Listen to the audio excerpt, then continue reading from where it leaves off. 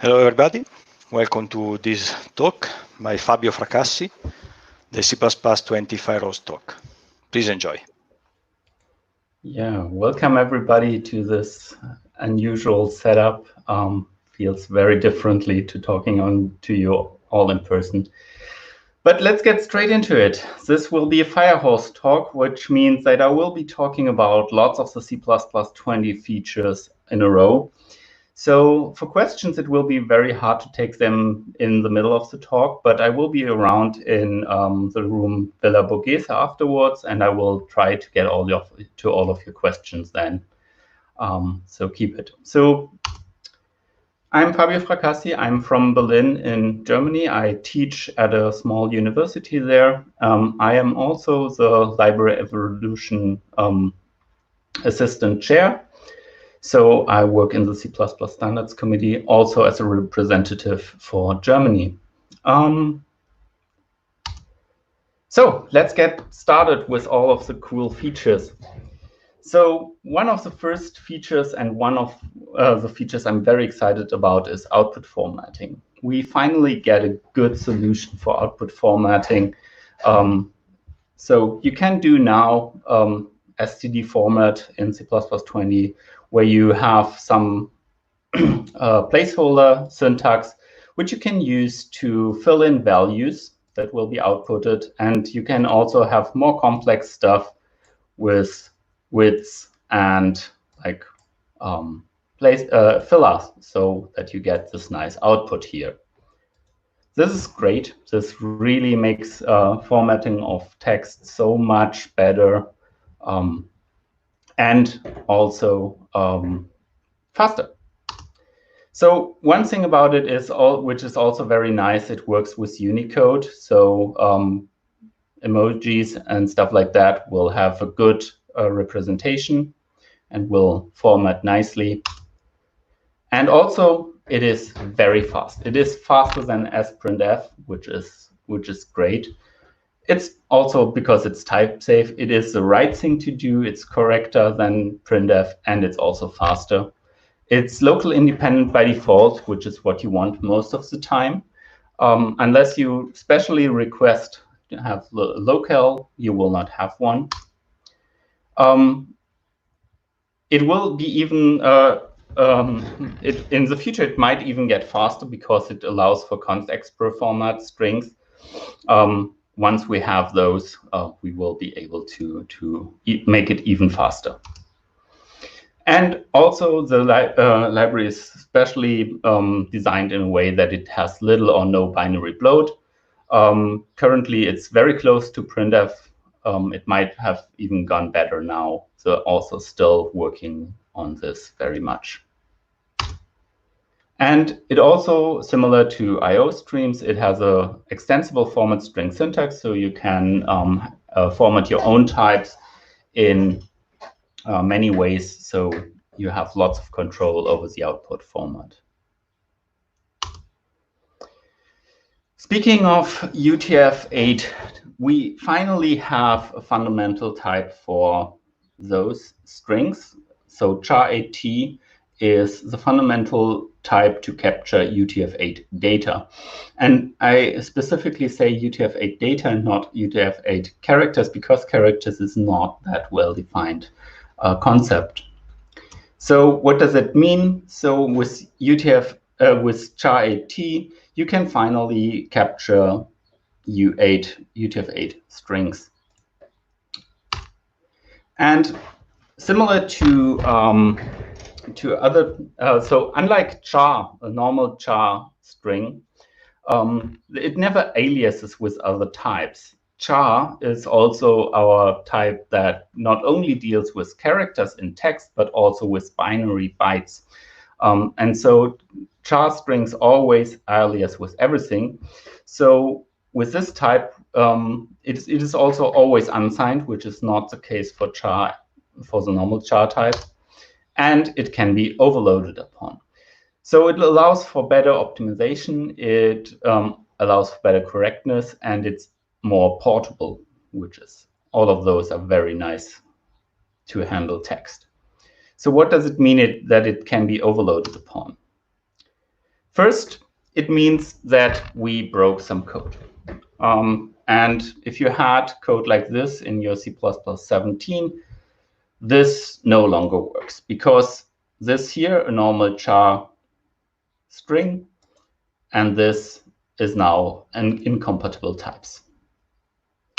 And we did this on purpose because we really want to make sure that if you have a string where you don't know if it's what the encoding is, we want to take this overload.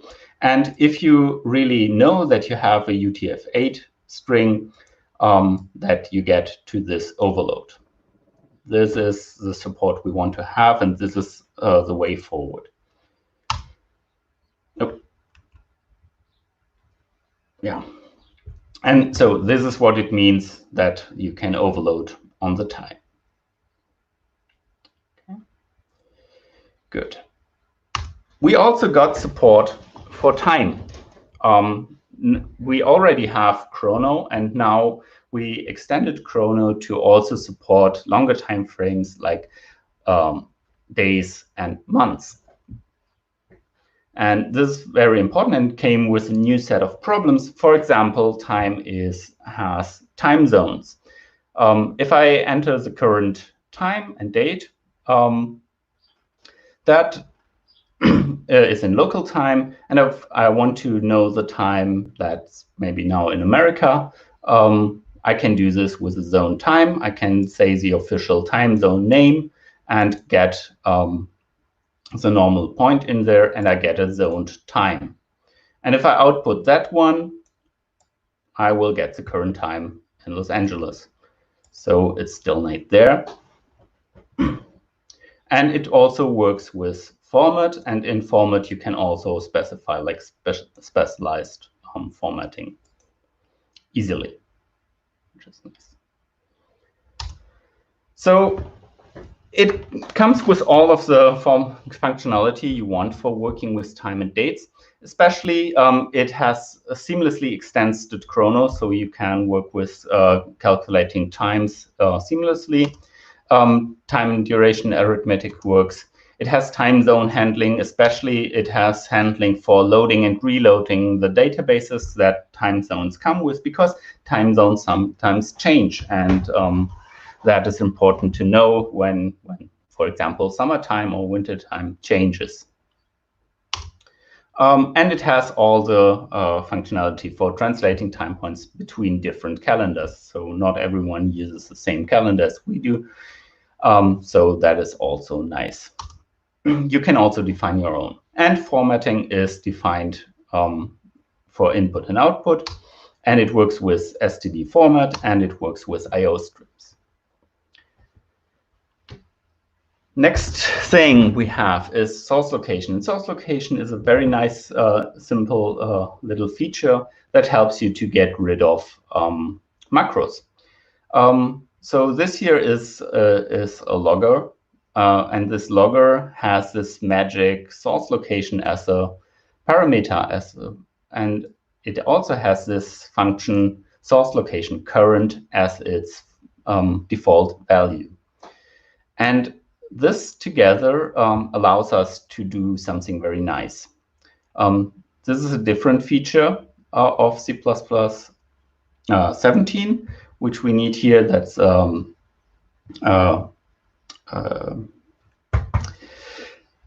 deduction guide, and this makes it possible to use this finally. So here we can output some formatted log with some data that gets put in here, and we get the output with file and the line where it's written, and it works without any macros at all.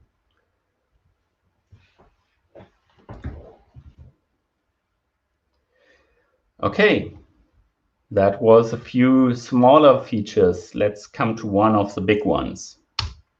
Concepts is one you might have already heard about. So what concepts do is they allow us to constrain template types or template parameters. So here we define a concept, and this concept is also a template, and we say we want equality comparable. So what we do here is say that A equals B has to be a valid expression, and it has to return bool. And then we can use this concept to to make our template more specific. Here we use one of the standard concepts, and here we use our own. So we say that the find template will only work with things here, with parameters here that fulfill the range concept, and we will only take parameters V that fulfill the equality comparable type. So this we restrict it. Why would we want to do that? So the reason is it generates better error messages. If you do something like if you try to find a widget here, it will tell you something like you cannot call find with widget because the concept is not fulfilled.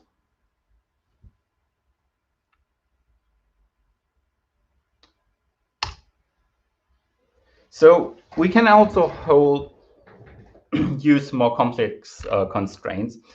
If you have looked at the previous example closely, it was over-constrained. We don't really need the value type that specifically. We want a value type that is equality comparable with especially the type that is in the collection here.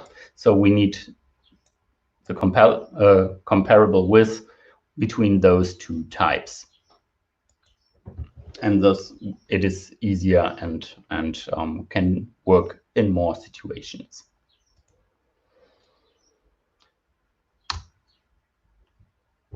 What concepts don't do is function definition checking. What does that mean? So if you look at this example, and this is by design, if you look at this example here,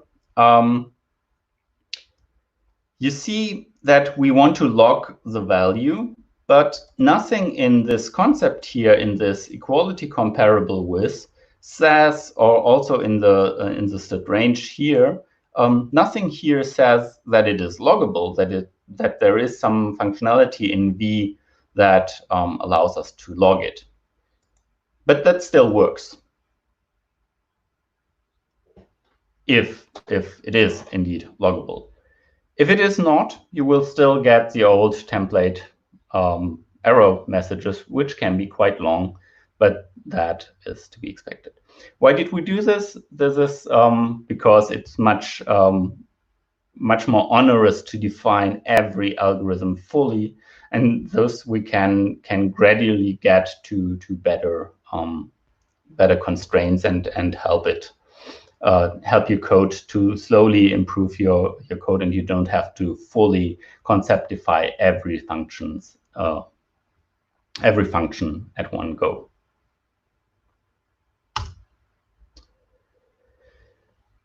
So this here now is a template.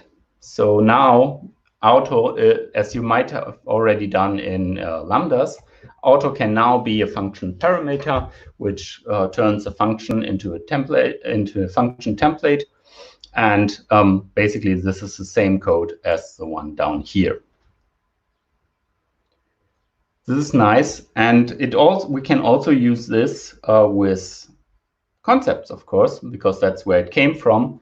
So this is also a template, but here we have a constraint template parameter. So this one will only work with types that fulfill the range concept. Okay.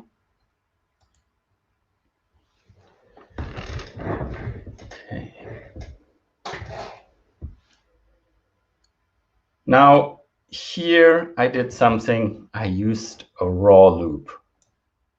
We don't want to do this, and Connor later will probably have a few things in his talk about that. He has them in a lot of talks. Go to watch his talk later. They are great. But one thing we have in C++20, which makes it even easier to write code that doesn't have raw loops, is ranges. That's the other one of the other big features that C++20 comes with.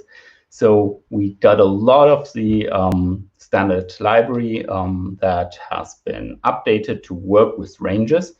And with the ranges code, the code also got concept defined, because all of the ranges use concepts as a basis to work.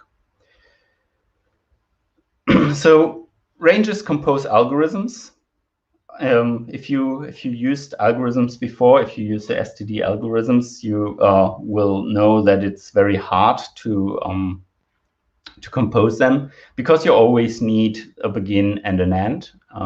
Now you can use views or containers directly.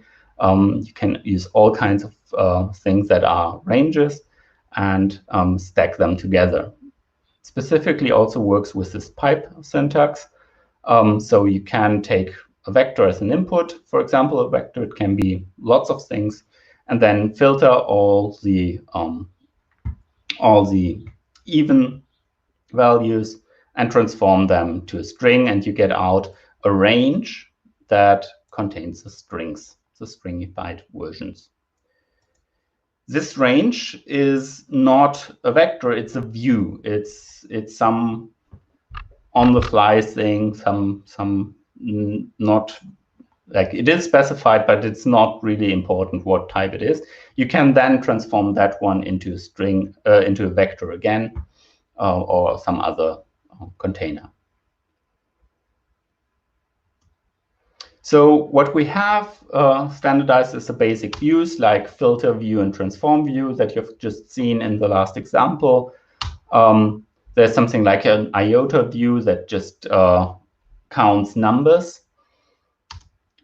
We have join view and split view, so you can use it to concatenate containers or views, and you can use it to split up certain collections by some specific values. Ranges can either be two iterators, like we all know them, like begin and end, that we have had a lot. It can also be an iterator and sentinel pair. And a sentinel is a small type that helps you to find the end of a collection.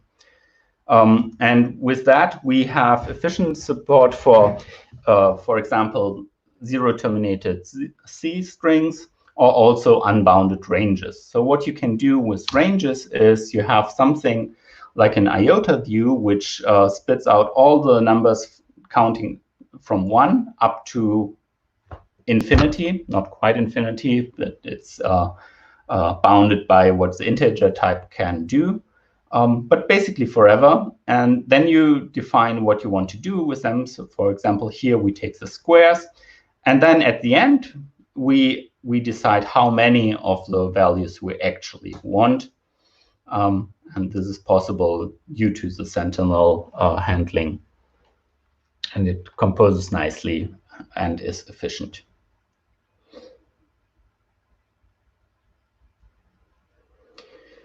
So ranges also come with the basic concepts defined for you. So we have concepts for types that are copyable, that are regular.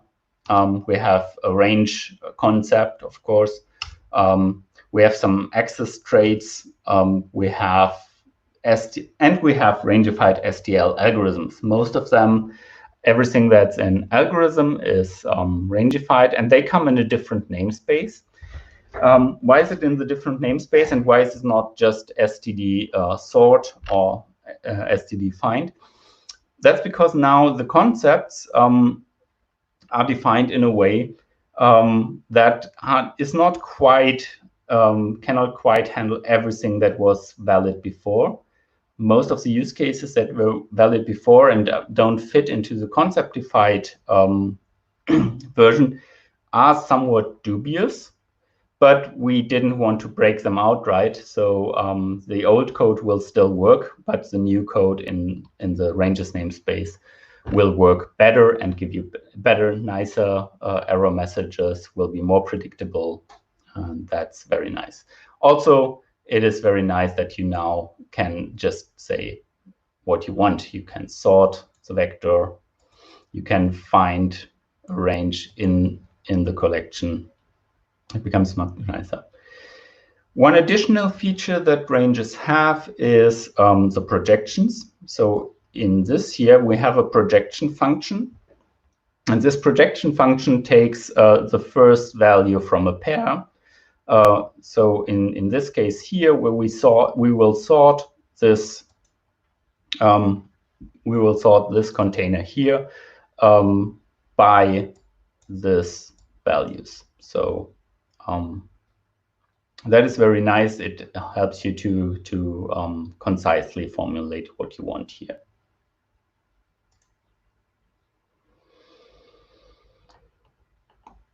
Okay. We couldn't get everything into C++20, so there are a few features that if you are familiar with ranges like libraries, like from other languages, or if you have already worked in functional languages that come with this idiom a lot, or if you have worked in other ranges library, you will probably miss a few very common functionalities like a zip view or enumerate. Also the functionality to easily copy or reify a range into some concrete container. All of those, we ran out of time to finish them for C++20 because ranges is a huge library that took lots and lots of time to finish, and we need a bit more experience and a few more tools to get those things into C++23, but we are working on it. So zip view is one of those. So those two code examples both do zip or enumerate. So enumerate would be the formulation for something like that. It creates a pair with the number and the value. So now you can format it nicely and have the number of the position number available. Yeah, those have to wait. Sorry for that. But we also have a few smaller improvement in our library. So, for example, the remove and unique functions in the library will now return the number of things they removed, which is useful information the function calculates anyway. So now we also return it. We have this two nice erase if and erase functionalities that previously you had to work around the things with remove and erase. Those was a pitfall for many people because remove never did what many people expected. So now we have this nice and easy function, which is what you want to reach out for. We also have a new execution policy unsequenced for vectorization. If you use a parallelize standard library, you can use that one for automatic vectorization in your code. Another important tool, and it's a small one, but it's a very important tool. It will come up a lot in your code, especially in your interfaces, because it's a vocabulary type for contiguous views. If you're already familiar with string view, that's kind of the same thing, but for arrays and vector. And furthermore, it can also work on non-constant data, so you can use it to write into a container, into a contiguous container. So span is a very good thing to capture some data block, some buffer data and its size. So it has two modes of operation. One is a static sized span and a dynamic sized span. So this one here is a static sized span, which always has exactly 3 elements. This one is a dynamic sized span with an arbitrary at runtime determined amount of elements. So it works like this. If you call process 3 with this array, that will work, and it's statically checked that this array has this 3 elements you want.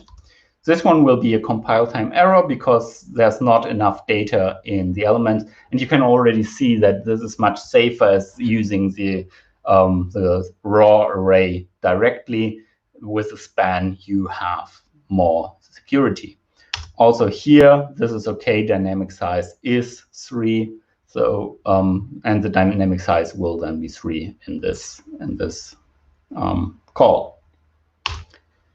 Span has some nice functionality to define the subspans, both as a runtime variant and as a compile time variant. First, last, and subspan, all of those work. It's also, span is very useful as a bridge to low-level code because you can use as bytes and as writable bytes to give them to low-level interfaces like a socket or something like that. So if you write some wrapper libraries over very low-level code, span is the right thing to use for those. Speaking of low-level code, one thing we fixed is that make unique always gives you code that gives you initialized variables if you use array overload. We now have a new one, make unique for override, that allows you to have default initialized, so meaning indeterminate values. And this one gives you this the faster version if you really need it. Another low-level tool is Bitcast. You might have seen different things used there, like reinterpret cast. You might have seen memcopy. You might have seen different ways of doing that. Most of the ways you see out there are undefined behavior. So Bitcast is one way to do it correctly. We now have that. That helps. We have a very nice tool, detect endiness. This one is amazing. It's very easy to use, and it's probably one of the shortest and easiest implementations there is. Look it up. It's really great. It's a lesson in how you do elegant things.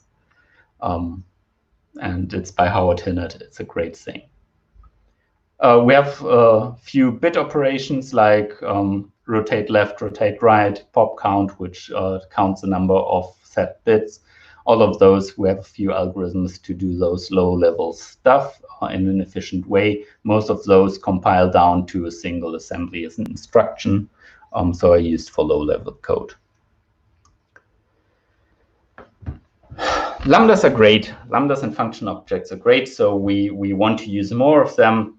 But there were a few restrictions where we couldn't use them right now. So what we did, we fixed those.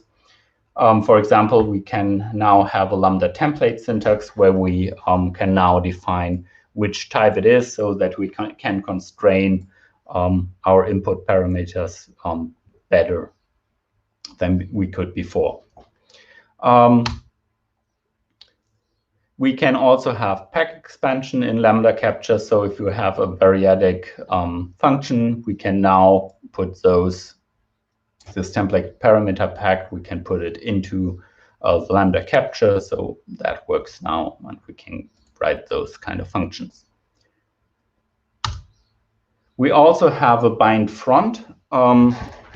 You might know std bind, which most of the time you won't use anymore because lambdas are the better variant, like the better spelling for most of the things bind can do. There's, however, one thing where the bind syntax is nicer, and because bind is very heavy, we have this new thing, bind front, which can only do one way, and you might also know it under the name delegate. So bind front can capture parameters from the front, which also includes the object itself. So if you have something like this, you have a strategy pattern where you have some method, you have some factory for that. You can bind the member function with the strategy, with the strategy object, and now you can call it and fill in those parameters. So this is still free. This parameter is still free. This one you give here. Now we bind it even more. We bind the first parameter 2. And now this one is bound. And here you call this process with bound and 2. Nice little feature. Can make code nicer to read. Okay, lots of small features again. Let's go to one of the other big ones, modules. You might have heard about modules, and there are great expectations about them. So first, what are modules? Modules are a new way to structure our code and make it easier to encapsulate code in logically for your environment. So what do? First, you create a module by saying export module and give it a name. Names can contain dots. So dots doesn't have any special meaning. It's just a character inside. You can import other modules. And it's important to know that this part here, after the export, this is local data. This is implementation. This is details for you. This is internal and will not be exported. So everything by default that you write inside a module will not be exported unless you specifically say so with export. So here you say export everything that's in this namespace. So this function will become an externally visible functionality of your module. And you use it like this. Here you import the module, and then you use the functionality. So this one changes very much in how we deal with code, especially like it changes the physical build model, like what the compiler emits, where it changes how the compiler sees linkage of functionality of functions, of templates, of variables, all of those. It will also have consequences for the build systems because they will have to change to be able to build modules in the right way. And finally, it will change our thinking because now we have to think about our code and our code structure very differently. We have to relearn how we structure our source files. So that will take a lot of getting used to. Also, there is no silver bullet. Like modules have been hyped very much and there's great expectations about them. So modules will not magically make your code more modular. If you write a big blob of code and have dependencies going haywire, they will still be, your code will still be a big blob of code and will not be very modular. It will not magically improve your build times. Like it will not be magically that everything will now build faster just because modules are there and you put some modules in your code. It will also, and that's a big one that many people expect, magically materialize a package manager system. So modules are not distribution units. It's still the module, the build module is still some local thing that you have during your build. It's not something you would package a library with. It also will not make interface and implementation files obsolete. So many people hope that with modules you won't have to write header or CPP files any longer. You might still want to for some cases. It might make it less pressing to do that, but it's not magically unnecessary to do all of those.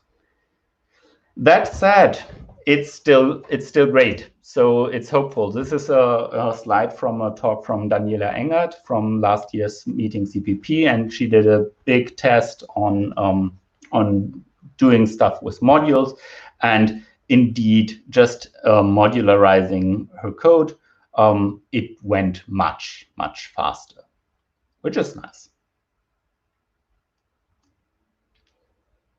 Okay. Next big feature, coroutines. Coroutines are functions that can have more than one return point. So how do they work? Let's step through this example for a second. So what we have here is a normal range-based for loop, which calls into the coroutine. So when we call the coroutine, we start here. We start with a coroutine, and the handling, what exactly gets done is in this generator type. So, and here we loop forever. And now we yield a value. The value is 1. We have initialized it here in the first go. So we produce the first value, and now we jump back to the caller, and we'll output that value. And then we jump back, like after we went here again, we jump back into the coroutine at the point where we left off, go on, calculate the next value, yield again, jump out again until at some point here we yielded the value 1 million. And now the caller is responsible for going out of the loop. So here I wrote no std. So this generator type is not yet in the standard. So you will need an external library, like, for example, itCppCoro library, or write those types yourself. There's also more things for asynchronous programming. So we don't just have co-wait. We have don't just have co-yield. We have also co-wait, where we wait on some asynchronous values and then have many operations asynchronously. So coroutines are language feature. So there's not much library support yet, just the bare minimum you need. Much of the C++23 library, for example, what you need to get those examples I just showed you working, are not yet part of C++. We hope we will get much of those things into C++23, and we're working very hard on that currently.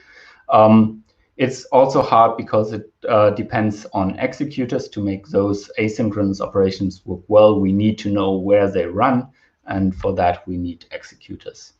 If you have any input on those things, this is being reviewed right now. Now is the time to get into those things if you want to still be able to fix things in there.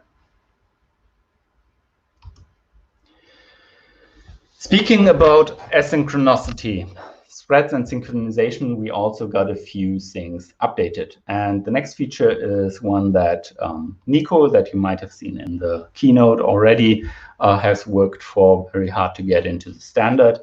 So we now have a new class JThread, which is a drop-in replacement for normal STD thread. So what does it do? It doesn't seem so profound, but it's an important thing. So if you do JThread with some work, it's the same as if you write a thread for work, but in its destructor, the JThread joins. And right now, if you have a normal thread, you always have to make sure that you join on all code passes. So if you have some exception handling or some other means of return, you may need to make sure that there's always either join or detach is called. Otherwise, your program will terminate. So, okay, now you have fixed one bug that might have been in your code. One thing where your code have previously crashed will now hang. That's not so helpful, right? But JThread also comes with a very important feature, and that's stop tokens. And stop tokens help you to make interruptible code. So now you can write code, you can use your threaded code and make it be able to be canceled. So you have those stop tokens you give into the function that that runs in your thread, your worker thread, and now you can wait for the stop token and until a stop is requested. There are also updates in logs, mutexes, and condition variables, and those those will be able to request to handle those stop tokens too and get out of those. And Fabio, yeah. Sorry to jump in, but our time is over. Oh wow! Yeah. I thought I had 50 minutes. I'm sorry about that. No, don't worry. No problem. Sorry, I misjudged. No problem. There are lots of more features, and yeah, you can hit me up to ask about those. I will also upload the slides, so you will be able to have a look and see those. Yeah. Perfect. I will be in Villa Borghese to hit me up with questions, and I will look into the comments and see if I can answer a few of those questions. Thank you very much. Perfect. Thank you. Please give feedback. And also remember that next session you have to, there are 2 sessions next, and check the one you want to watch. Thank you, everybody, and see you. Thank you.